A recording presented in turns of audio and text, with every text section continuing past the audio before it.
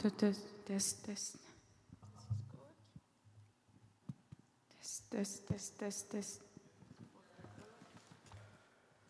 Do you want me to leave them here? Sure. I can turn it off while they're not being used.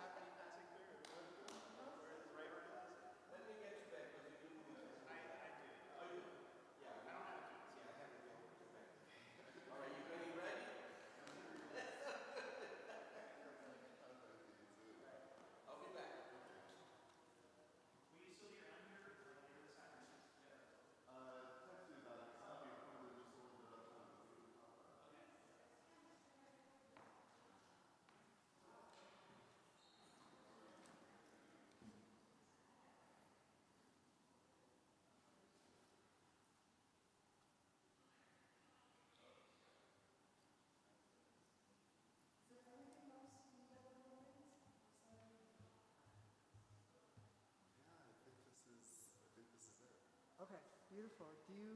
I can put this stuff in the office, it's up to you. Oh, yeah, no, I can just like... Okay, beautiful, beautiful. All right, let me know if you need anything, okay? I appreciate it.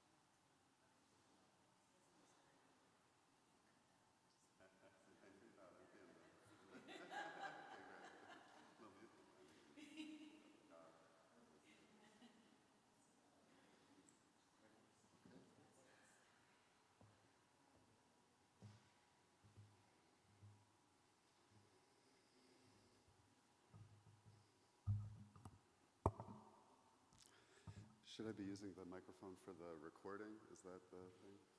Okay. I see them, yeah. I'll get one.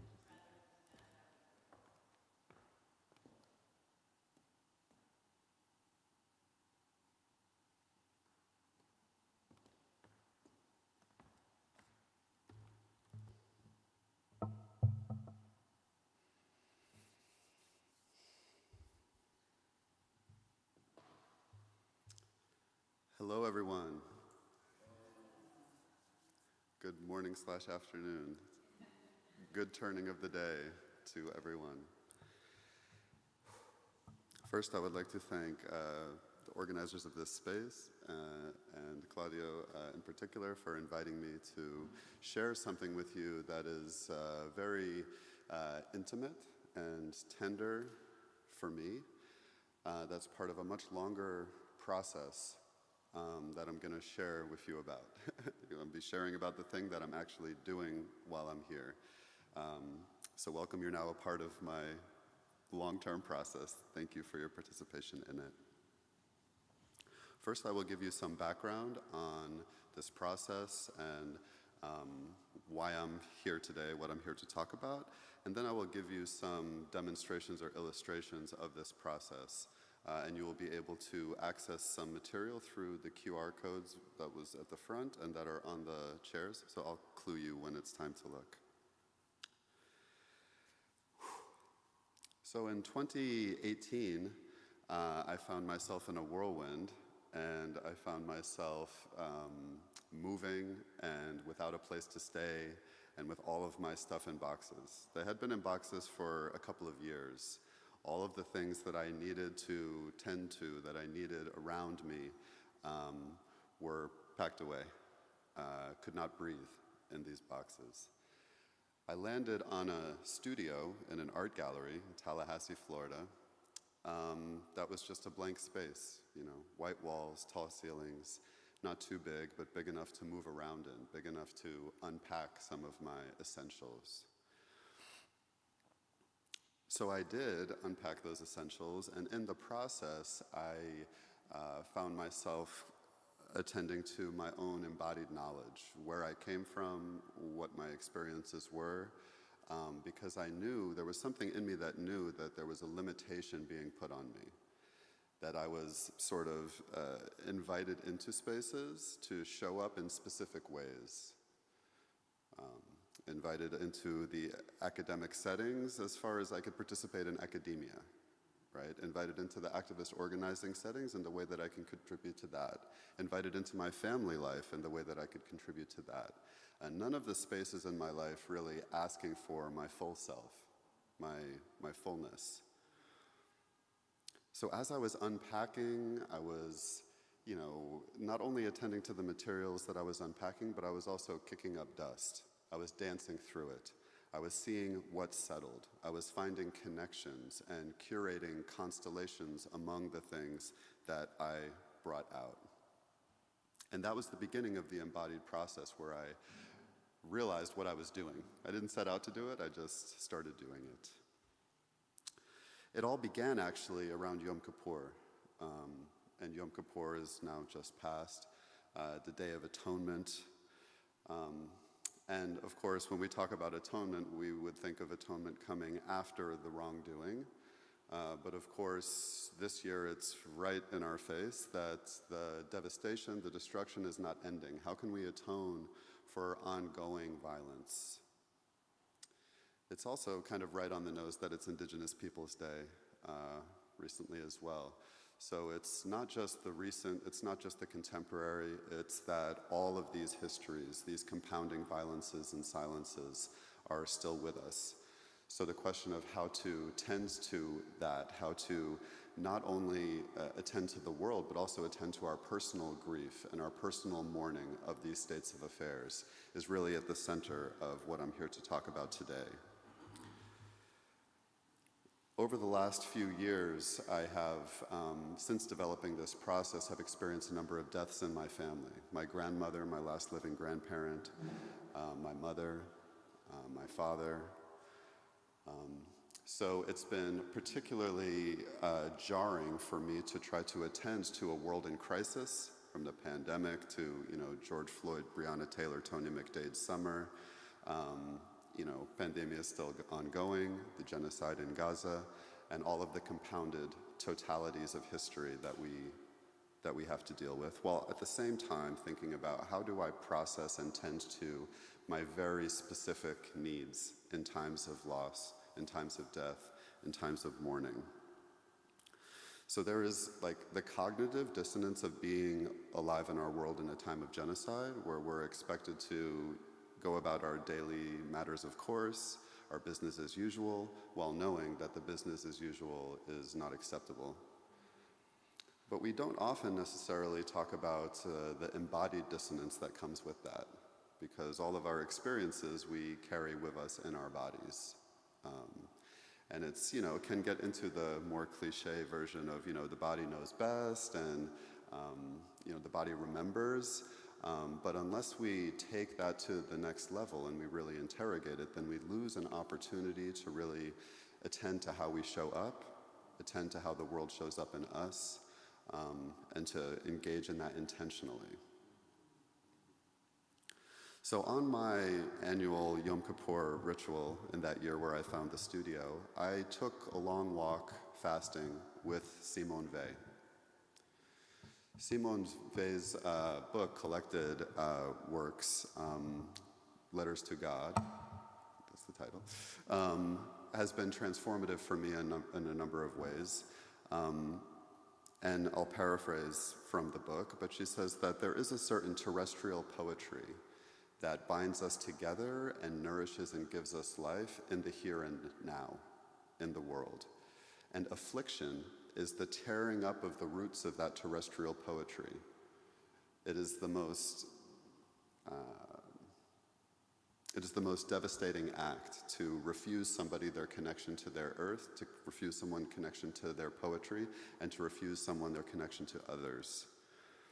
She says that we all, by our complicity, have guilt in an innumerable number of these crimes of affliction. She said if we could only see our own complicity in this affliction, it would wring tears of blood from us.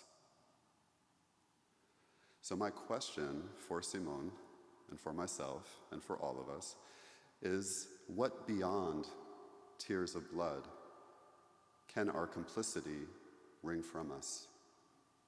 What is appropriate, how to show up, how to fully engage this cognitive dissonance, embodied dissonance.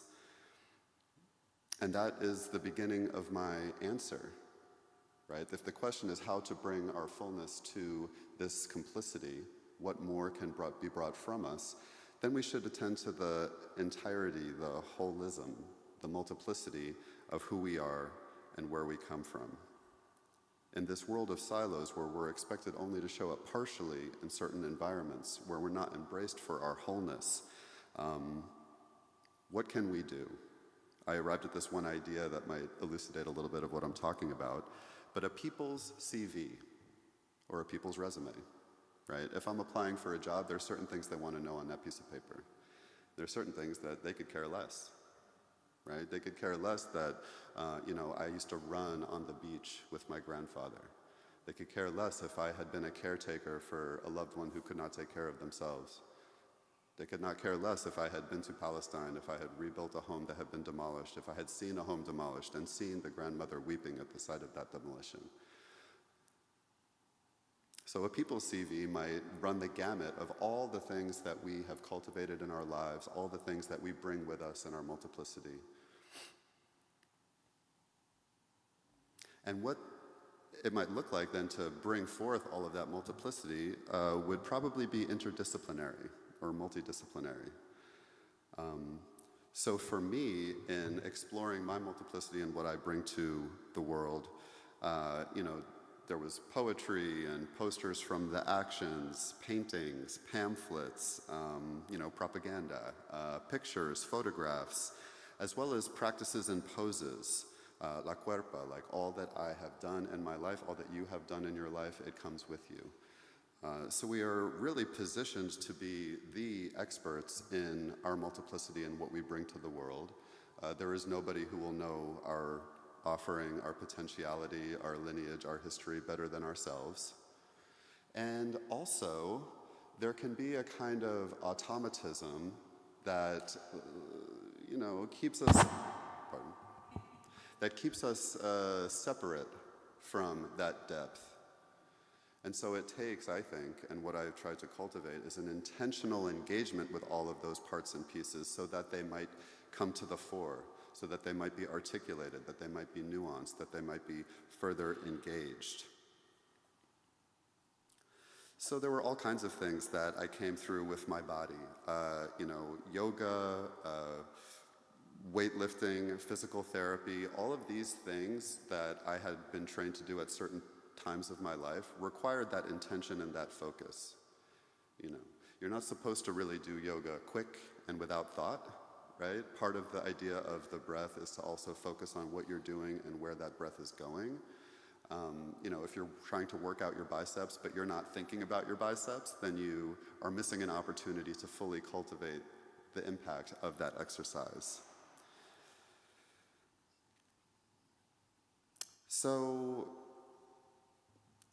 as I then engaged in this process of unpacking all of my things and summoning all of these embodied practices throughout my life to try to help me engage with the things that were most important to me, I started making connections, unforeseen connections between the things that I was unpacking. For example, Edward Said's The Question of Palestine and Israel Zangwill's The Melting Pot. Okay. Separate shelves in my world of silos, but in the embodied process and attending to disconnections and things that might not be likely pairings, but that actually go together, I was able to connect them. I was able to connect where Edward Said actually says in that book that Israel Zangwill coined the term a land without a people for a people without a land. And Edward Said goes on to talk about the impact of this narrative on the Palestinian child as they grew. I immediately then connected that to Ghassan Kanafani's Children of the Sun. And through that connection of Ghassan Kanafani's Children of the Sun, which is in part a story of a child who is a child of refugees displaced from Palestine who cries not knowing where their home is, I was able to connect it to people in my life who I had met who were children of some sort who cried. One who was a Palestinian American in the diaspora, who I organized a lot with back in Florida, and the other, Muhammad al-Kurd, who many of you may know, incredible poet who I met in Palestine many years ago, and whose first little chapbook, Radical Blankets, spoke a lot about his grandmother. And through that discussion of his grandmother, I was able to connect my own grandmother to this kind of classically modern liberal Jewish tradition that Israel Zangwill comes from. But that also reminds me of the depth and breadth and complexity of the issues surrounding all of these constellations connecting. This is just one aspect of how the embodied process is also research, functions as research in a scholarly or academic sense. But it wasn't just that, it was also through the body. So when my grandmother passed away, I was able to incorporate some of her embodied legacies within me into the embodied process. So things like the big belly laugh, don't worry, right? The mouth agape after having fainted and lying prostrate. And after my mother died, I thought a lot about her hug, her holding me. This idea of the body being able to come full circle and totally envelop and totally take care and totally sustain really stayed with me. So did this ailment that she developed, which was that her neck was in a posture such like this that she could not look up. So she would have to try to look at you through her brow, through her eyebrows. I somatized that encounter when I saw her that last time before she died, and her neck was like that. And I felt it, and I knew that I needed to work on that in order to alleviate my own, that transference of the pain of that posture. My father died, and I remember his dance. Many of you may know him, but may not know of his dance. I also thought of his neck, because toward the end of his life, he was also unable to straighten his neck. Although for him, with his arched eyebrows, his actual lack of eyebrows, he actually looked full eyes open and not through any brow. He always took walks with a hat pulled low over his eyes. And I wondered, what are the patterns of my lineage and how do they show up in my body? What ways can they be exercised? What ways can they be tended to? Rather than being swept on the rug and the sense of wholeness and multiplicity, how can I bring them all forth and incorporate them so that I might learn, so that I might grow, and so that these patterns of trauma, of many sorts of patterns can be avoided or can be transformed. So now I'll invite everyone to click the QR code that's around so you can see a couple of the other ways that this process has shown up artistically, other aspects of this process. So we'll start with the photos. There's a folder in there marked photos.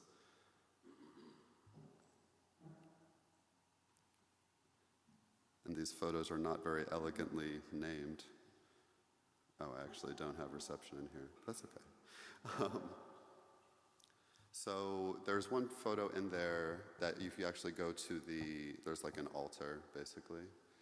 A collection of things. There's a different one there. Yeah, that's the one. Yeah. So part of a regular practice that many people keep is the keeping of an altar in their home or in their office. And my altar is spelled with an E because it is not simply for veneration, but it is there for transformation. And it is a place where even after the studio, after I lost this ability to have all this space to work with and place the things in, that I can kind of concentrate that experience and that I can locate all of the multiplicity that I bring with me in a kind of cosmogrammic distillation. And all of these items that, not all of these items were present during the actual embodied process so many years ago in Florida. But the idea is that over time, I can incorporate further movement, like my mother's movement, like my father's movement, and I can also incorporate more items, right? So this is a flexible embodied process that allows for growth and allows for changing associations where a certain move now, when I look up, can show me something right in front of me that I had never considered to be part of the process. So it's a very malleable and incorporative process.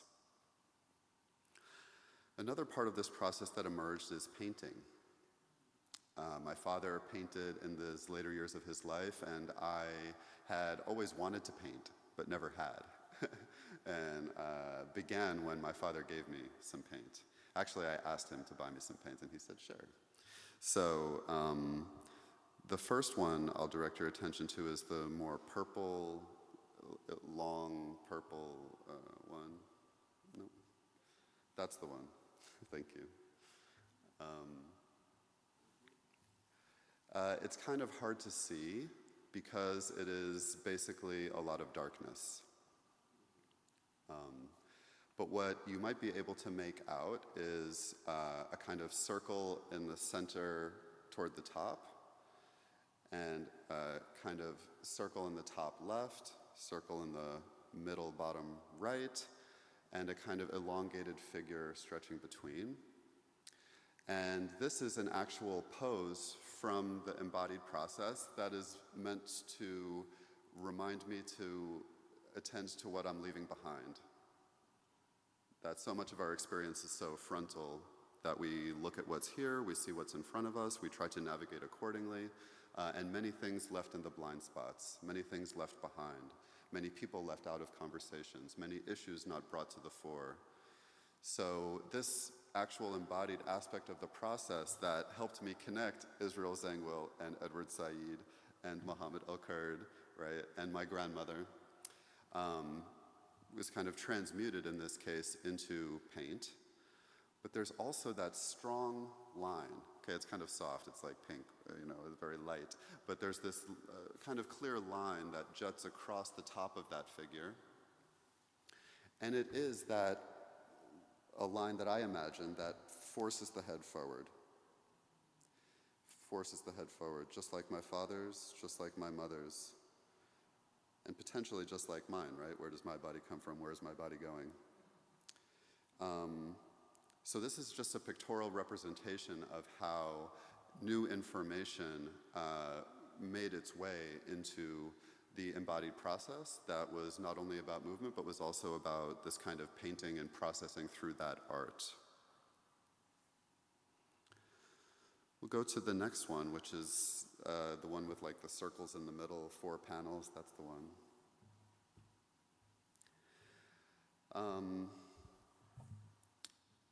Yeah, so this one might be called Eyes Wide Open, something like that. Yeah, it's within a frame, as if the eyes are looking through a window, as if it is separate from what it is seeing, and yet we can see the tears of blood wrung from those eyes, right? This painting is giving caution tape. This painting is giving warning. This painting is giving blood. This painting is giving blue eyes. And this painting is giving open mouth that is blocked. Of course, there is still sight. Of course, there is still speech. But there's also an element of, what do you call it, when the light is so big that you can't see? There may not be a good word for it. Or something that is so needed to be spoken that it can't really be fully articulated. In the third painting there, which is the elongated, you might notice a kind of figuration in there that gives ladder. In my father's painting, he often incorporated ladders or bridges. They were portals for journeying, for arriving somewhere. And here, this blue ladder, which blueness for me is like of my father, of Judaism, of the lion, of David. But the ladder here, which may begin in upward ascendancy, is broken. The ladder is broken. And within that ladder, within that brokenness, we find face. We find self, we find other.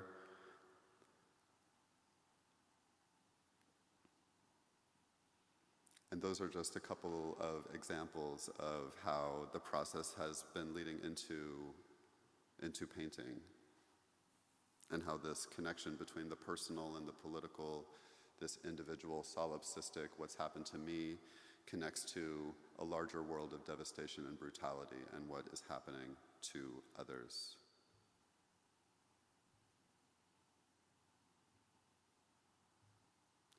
So I have, yes, please.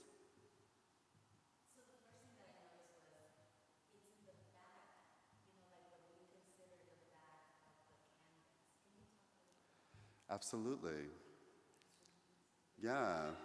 Which I love it. So there's 2 aspects to it, but the more banal answer is that these are dumpstered. And, pardon? They're dumpstered from the trash. And I use both sides also. It's a good question. But also I think like the larger and more interesting interpretive answer in relation to the process is that it is that backside. It is what is usually hidden, usually up against the wall, forgotten. Yeah, thank you. So I'm a little sensitive about time here. I see it's 12:31. Okay. Sure. Yeah, please. Yeah, please feel free and come and go. And feel free to reach out through Claudio. You can contact me also if you want to have more questions or want to hear more. Or this is a very, a very abbreviated and experimental way to share this process with you. So thank you for coming on this journey with me. So I'm going to read now a 5-minute poem that I was asked to read by a Palestinian friend of mine, Hind Shufani, who's an incredible writer and filmmaker and has been organizing this thing called Poeticians for many years, first in Beirut, then in Dubai, and now in New York City. And when Hind asked me to, read something and what would I read, I thought about this connection between witnessing my father die slowly, while at the same time, the live stream, the live feed, the news coming out of Gaza and beyond. And what does it mean to wrestle with our own personal grief and mourning when that grief and mourning is an opportunity born out of privilege that not everybody has at this moment or at any moment. And of course, I'm a white-skinned Ashkenazi Jewish person who's now going to be reading at a Palestinian organized event about the connection between the genocide that's ongoing and the death of my father, who was very comfortable in his last days and was tended to. And so it's a dicey proposition. So I want to acknowledge that on the forefront, and I'll just go ahead and read this poem, and then afterward we can feel free to ask any questions or continue the conversation. My father died June 8th, 2024. Marc Ellis. His life waned, disappearing. And he continued as he had for decades, speaking truth to Israeli power, to our so-called Jewish empowerment, our so-called Jewish establishment, to the depravity of the devastation in Gaza and beyond. He was a Jewish theologian of liberation who argued that Jewish liberation is entwined with Palestinian liberation. He was many things, among them beautiful, sharp, loving, a loner, embattled, righteous, prophetic, outraged, exiled. A self-described simple Jew from North Miami Beach, Florida, he was born in 1952. Of all the aspects of my father, there are two I carry with me in my body, in my witness, in my aspirations, in my daily life. The first is play, joy, laughter, jokes. And second is an unflinching, dogged pursuit of justice for Palestinians and others, for us all. Rolling around in pillow forts on blankets with abandon, playing ball endlessly, soon to be endless baseball. Hat brim pulled low over the eyes, long, long walks, forward lilt, grunts and calisthenics, yoga and sitting Zen, mustering the swell to speak to often unfriendly crowds, demanding a reckoning, demanding justice.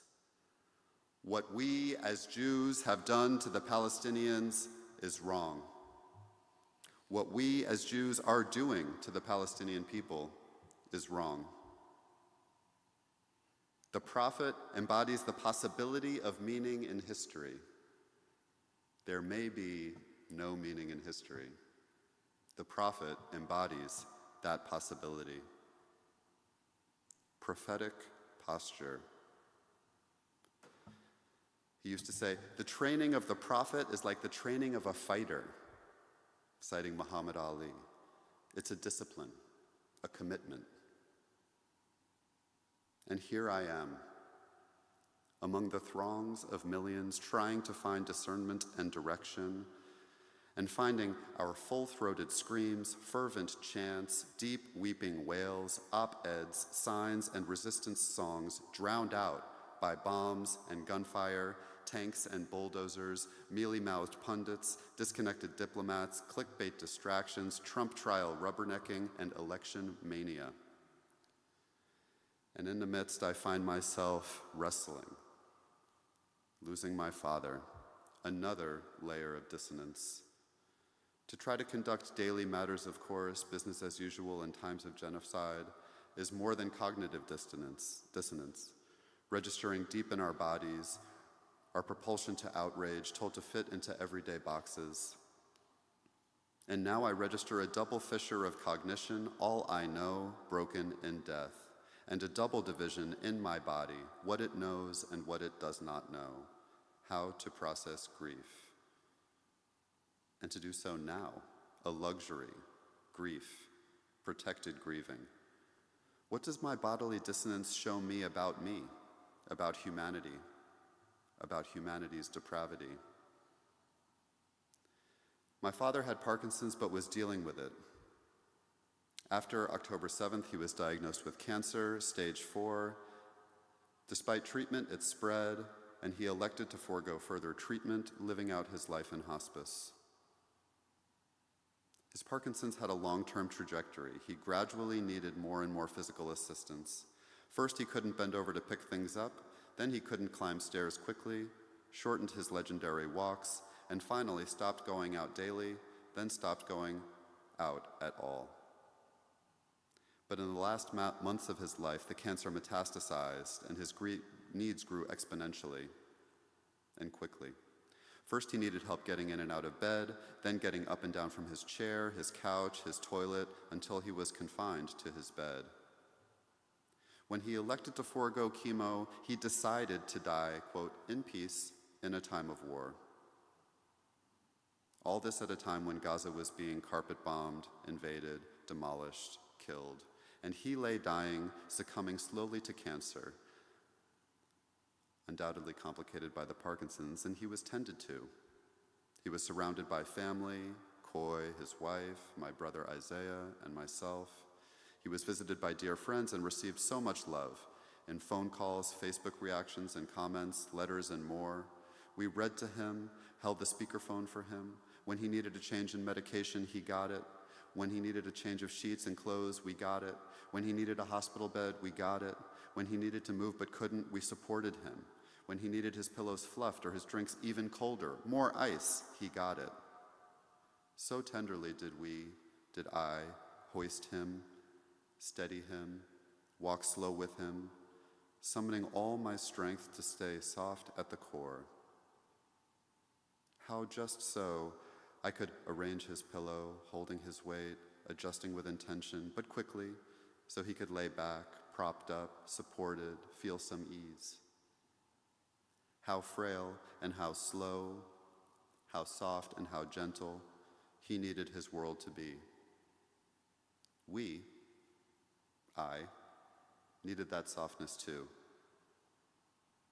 How much strength and steadiness I could muster was only enough to offer so much, and it was never enough, but a moment, a sip, a turning off the fan, a holding his body while he hurled, listening closely when he could barely whisper, bent down, intently, lingering, stroking his hair, his heart beating, his life, breath passing. My not enough somehow everything and nothing, maybe both. Folding at the hips, curling one arm in an arc around his neck, cradling his head, other palm softly on his chest, straining to stand with slowness, arm held rigid like a server, his soft clasping fingers, barely enough force, barely enough balance, barely enough time. Deep tenderness, choreographing and dancing his hospice transition into his death. And the cold evil, staging and executing genocidal campaigns. His relative ease and comfort while power and pain play out on Palestinians' bodies, their homes brought down around their ears, lineages cut. Where is their opportunity to choreograph and dance their elders to their death? Where are the conditions that will support their tenderness, their cherishing fleeting moments as life flickers? Where is their food? Where is their medicine, their roofs, their babies, their food, their tea? Where are our bodies in this moment? Whose bodies enjoy what luxury? Whose bodies experience what soft tenderness? Where are our bodies fitting, feeling, and breathing in the vast expanse between our privilege beyond bombed borders and the experience of those maimed, made homeless, orphaned, starved, untreated, signaling to us through the smoke and flames that they are human too?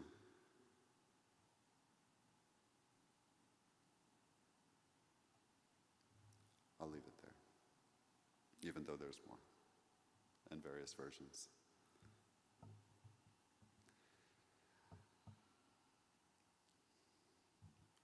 So this has been a sharing of a long process that is still ongoing, and that I welcome you all now to intervene with any questions or thoughts or things to share.